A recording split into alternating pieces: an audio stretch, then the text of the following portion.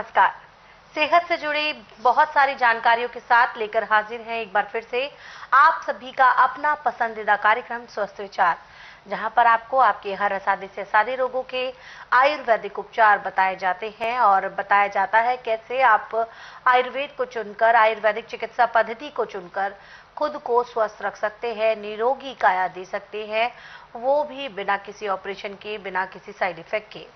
और आप जानते हैं इन सभी विषयों में हमारा मार्गदर्शन करते हैं असाध्य रोग निवारक गायत्री सिद्ध पंडित श्री लक्ष्मण दास रतन भारद्वाज जी। तो आइए मिलकर स्वागत करेंगे गुरु जी का। गुरु जी, आपका बहुत बहुत स्वागत है। नमस्कार।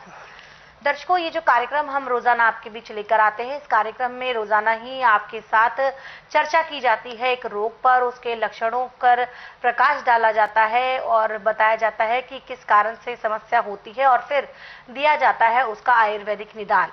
इसी कड़ी में आज हम बात करेंगे एक ऐसी परेशानी के बारे में, एक ऐसी खबर के बारे में भी कह सकते हैं कि जहां पर कुछ बच्चों को, जो खास तौर पर जो देखा गया है राजस्थान और मध्य प्रदेश में ये मामला पाया गया है कि बच्चों को खांसी की दवाई दी गई थी लेकिन वो उनके लिए जानलेवा साबित हुई, जिसमें से बहुत से बच्चे अपनी जान गंवा बैठे और कईयों की हालत अभी तक नाजुक बनी हुई है। तो आखिरकार खांसी की वजह से जो जान गई, इसका जो उनको दवाएं दी गई वो कहीं ना कहीं गुरुजी आप सभी को बताते हैं कि एलोपैथी दवाएं जो होती हैं ये बिल्कुल भी शारीरिक जो हमारे अंदर जो कमियां होती है उनको दूर करने में, उन परेशानियों को दूर करने में बिल्कुल भी कारगर नहीं होती है, ये सुन्न कर देती है, दबा देती है। ऐसे में ऐसा कौन सा नुस्खा है अगर खांसी का अगर देखा जाए जो हम अपनाकर अपनी समस्या को दूर कर सकते हैं और ऐसे जो हादसे जो हो रहे हैं पूरे आजकल जो देखे जा रहे हैं एलोपैथी दवाओं के कारण, उनको रोक सकते हैं?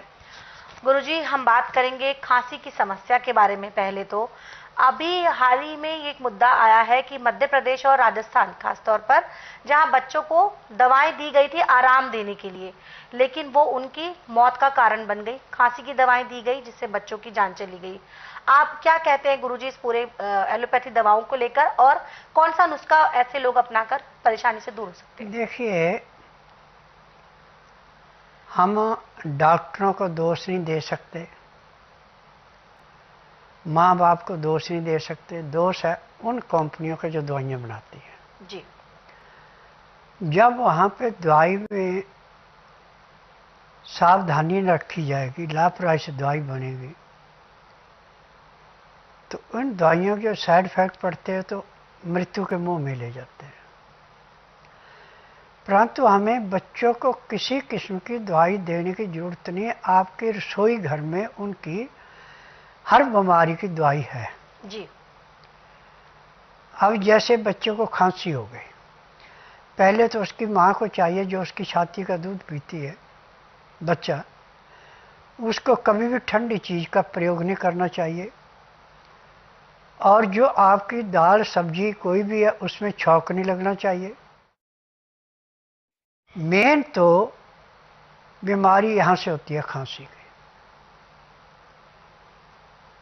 उबला हुआ खाना, उबली हुई दालें, उबली हुई सब्जियाँ और छौंक लगा के नहीं खाने। चिकनाहट खाने का शौक है तो थोड़ा सा घी, या तो गाय का घी हो या फिर सरसों का तेल गर्म करके, वो भी 1 चम्मच से फालतू नहीं, 1 कटोरी में डालना, वो नुकसान नहीं देगा आपको। परंतु उसको उबाली देनी अच्छी तरह और धीमा सा उसमें सिंधा नमक डालना, तो उसके अंदर कोई नुक्स नहीं पड़ेगा। और बच्चे को यदि खांसी है भी तो वो भी रुक जाती है। वैसे बच्चे की खांसी का सबसे अच्छा उपचार है कि आपके घर में शुद्ध शहद होना चाहिए। शुद्ध शहद की पहचान है कि आप 1 गिलास कांच का लें, पहले उसका वजन कर ले, उसका वजन कितना है, फिर उसमें खौलता हुआ पानी डाल दें और उसके अंदर फिर शहद डालें आप नाप करके। जब पानी बिल्कुल ठंडा हो जाए तो उस पानी को गिरा दें, शहद आपका पानी के अंदर गर्म में भी ऐसे नीचे गिलास के पैंदे में बैठेगा जैसे पानी में पत्थर बैठता है। अब जब ठंडा होने पर उस पानी को निकाल देंगे तो आपके शहद का ना एक भी ग्राम वजन बढ़ेगा ना घटेगा। जितना आपने शहद डाला उतना ही वजन रहेगा। और ये पहचान नहीं कर सकते हैं तो आप आग जला लें। जब आग आपकी अच्छी जल जाए तो उसके ऊपर थोड़ा सा शहद डाल दें। जैसे जलती आग में शहद पड़ेगा तो अग्नि बुझ जाएगी जी। अब उस अग्नि जलाने के लिए चाहे स्पिरिट डालें, चाहे पेट्रोल डालें, चाहे मिट्टी का तेल डालें, वो आग नहीं जलेगी। और उन लकड़ियों को आप हटाएंगे, उसके बाद दूसरी लकड़ियां लगा के आग लगाएंगे, आग जल जाएगी। ये असली शहद की पहचान है। अब उस शहद को बच्चे को चटा दें, आपको खांसी नहीं रहेगी। चाहे कितने भयंकर से भयंकर खांसी है, आंगुली से चटाना थोड़ा सा, और उसमें 1 या 2 बूंद अदरक मिला देनी 1 चम्मच के अंदर। और जब शहद मिला वो अदरक का रस मिला हुआ शहद आप बच्चे को चटाएंगे तो जैसे जलती अग्नि में पानी डाल के अग्नि एकदम शांत हो जाती है, ऐसे उसकी खांसी बंद हो जाती है। और इसका साइड इफेक्ट कोई नहीं।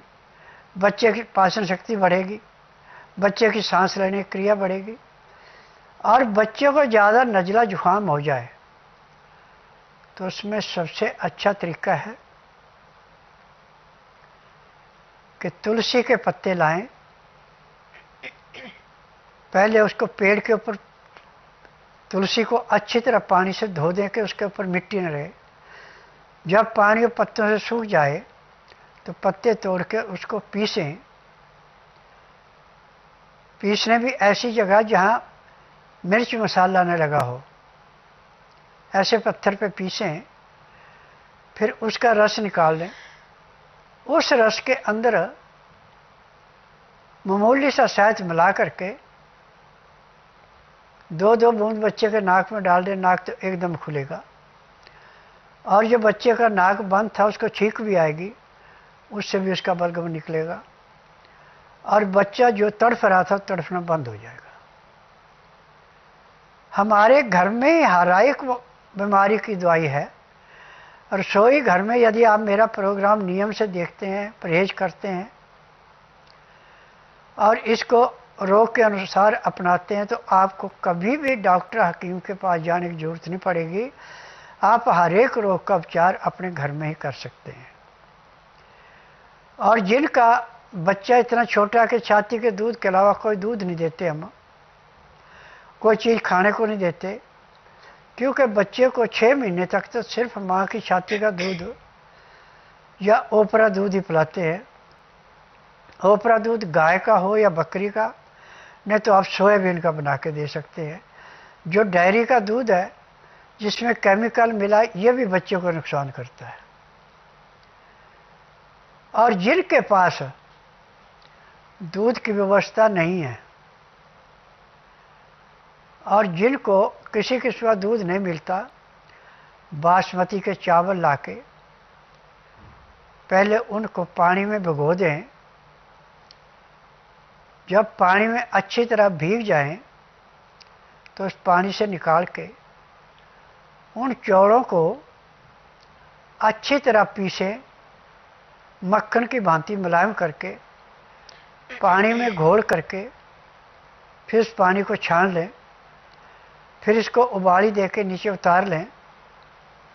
नीचे उतार के जब उसका टेम्परेचर इतना रह जाए कि हमारी उल्टी आंगुली उसको बर्दाश्त कर लें, गर्म लग रहा है ठंडा, आप उसको भी नीपल में मिला के या तो आप शहद मिला के दें उसको, या फिर शैला मिश्री या कुज्जा मिश्री मिला के दें। चीनी नहीं मिलानी बिल्कुल भी, या फिर बिना मसाले का गुड़ मिला सकते हैं।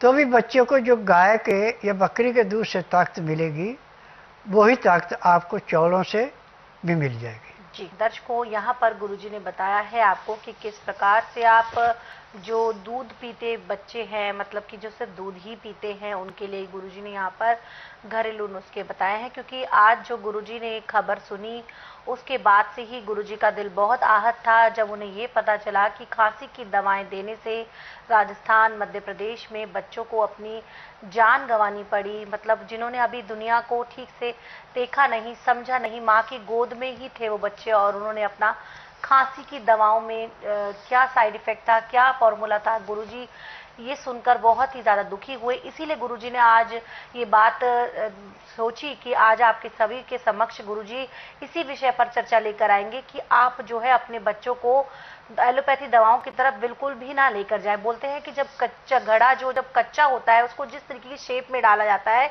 वो उसी तरीके की शेप ले लेता है। ऐसे में अभी बच्चे बहुत छोटे हैं, आप शुरुआत से ही अगर उनको घरेलू नुस्खों के माध्यम से हमारी प्रकृति के बारे में, आयुर्वेद के बारे में जब आप जानकारी देंगे उनको, वो फॉर्मूले आप उनको अप्लाई करेंगे उन पे, तो उनका शरीर भी उसी तरीके के फॉर्मूलों को एक्सेप्ट करने लगेगा। और बड़े होकर जब भी उन्हें कोई बीमारी, कोई परेशानी कुछ भी सताती है, तो वो आयुर्वेदिक नुस्खों के माध्यम से झटपट स्वस्थ हो जाएंगे। तो ऐसे में गुरुजी ने आपको जो नुस्खे बताए हैं, उम्मीद करती हूँ आप सभी लोगों ने लिख लिए होंगे। लेकिन अगर किसी कारण से आप ये नुस्खे नहीं सुन पाए हैं, नहीं लिख पाए हैं, तो भी परेशान बिल्कुल भी मत होइएगा, क्योंकि ये सभी नुस्खे आपको मिल जाएंगे गुरुजी की किताबों में भी, जो कि स्वयं गुरुजी ने लिखे हैं। इन किताबों को मंगवाने के लिए स्क्रीन पर इस वक्त जो 4 नंबर दिए जा रहे हैं, इन पर आप फोन करें। घर बैठे अपनी पुस्तकें जो है उन्हें प्राप्त करके अपने साथ साथ अपनों का उपचार करें। कोई जानकारी आप लेना चाहते हैं स्वस्थ विचार आश्रम से जुड़ी हुई, 2 नंबर आपकी स्क्रीन पर है, और कॉल करने का समय है सुबह 10 बजे से लेकर शाम 5 बजे के बीच। दर्शकों, स्वस्थ विचार आश्रम की बुधवार को छुट्टी होती है, आने से पहले आपको इस दिन का विशेष तौर पर ध्यान रखना है। यहाँ गुरुजी आज का पहला व्हाट्सएप मैसेज हम ले लेते हैं। ये व्हाट्सएप मैसेज हमें आया है, नाम है इनका अनिल सागर, जो कि हमें मैसेज कर रहे हैं मध्य प्रदेश से। कहते हैं कि गुरुजी को सादर प्रणाम। गुरुजी, मेरे जो तिल्ली है वो उसका साइज जो है 19 सेंटीमीटर हो गया है। कह रहे बहुत ज़्यादा परेशानी में हूँ, मुझे कुछ बताएं। और उम्र जो 27 साल बता रहे हैं। देखिए, तिल्ली की दवाई पूरे संसार के अंदर मेडिकल में कोई नहीं है। बाद में पहले तो आपको खून चढ़ाते रहेंगे, और बाद में जब कछुए का रूप धारण कर लेगी तो तिल्ली को निकाल के फेंक देंगे। परंतु मेरा एक मात्र आश्रम ऐसा है कि ना तो आपसे पूछूंगा मैं कि बीमारी क्या है, ना कोई टेस्ट रिपोर्ट मांगूंगा। मैं नाड़ी वैद्य हूँ। आप बुधवार छोड़कर गुरुवार से लेकर मंगलवार के बीच में मेरे आश्रम में आइए। जिस दिन आना उस दिन रात्रि 10 बजे तक खा पी के दातन कूला करके बड़ी इलायची मुंह में रख के चूसते रहें। सुबह जब तक मैं नाड़ी परीक्षण नहीं करूं तब तक एक बूंद भी पानी नहीं पीना, ना कुछ खाना। 9 से 10 के अंदर अपना नामकरण कराएं। 10 से 12 में नाड़ी परीक्षण करूंगा। नाड़ी परीक्षण में पैर के तलुए से सिर के बाल तक की MRI, CT scan, X-ray, ultrasound, ECG, sonography, सब कुछ 5 सेकंड में हुई। फिर उसके बाद दवाइयाँ खाने की हैं, दवाइयाँ पीने की हैं, मालिश करने के तेल हैं, आँख में, नाक में, कान में डालने की दवाइयाँ, दांत मंजन है, ये सब दवाइयाँ इकट्ठी दी जाएंगी। जहाँ जहाँ जिसका जो भी नुक्स है वो सब दवाइयाँ इकट्ठी होंगी। और जो इस दवाई को खाएंगे और इस तेल की मालिश करेंगे तो उसी दिन आपको 20% आराम तिल्ली में परमानेंट मिल जाएगा। फिर दवाई नियम से खाएंगे, परहेज करेंगे तो 1 महीने में जो तिल्ली आपकी अपने आकार में आ जाएगी, उसकी सूजन नहीं रहेगी और उसमें कोई परेशानी नहीं होगी। परंतु सबसे ज़्यादा यह है कि दवाई का परहेज पूरा करना पड़ेगा। इसमें ताज़ा खाना खाना पड़ता है। दिन का खाना 12 बजे से पहले पहले, रात्रि का दिन छुपने से घंटा 1.5 घंटा पहले खाना पड़ता है। खाना खाते समय 2 गिलास गर्म पानी, लहसुन, प्याज, अदरक का रस मिला के पीना पड़ता है, तो जाके रोग जड़ से कटता है। जी, तो यहाँ पर गुरुजी ने आपको बताया है कि किस प्रकार से आपके तिल्ली का जो उपचार है, जो बढ़ गई है, उससे वजह से आपको काफ़ी सारी प्रॉब्लम जो है वो फेस करनी पड़ रही है। आप बिल्कुल भी ऑपरेशन की तरफ ना जाएं, आपकी तिल्ली जो है फिर से अपने पुराने आकार में आ जाएगी आयुर्वेदिक दवाओं के माध्यम से। ये गुरुजी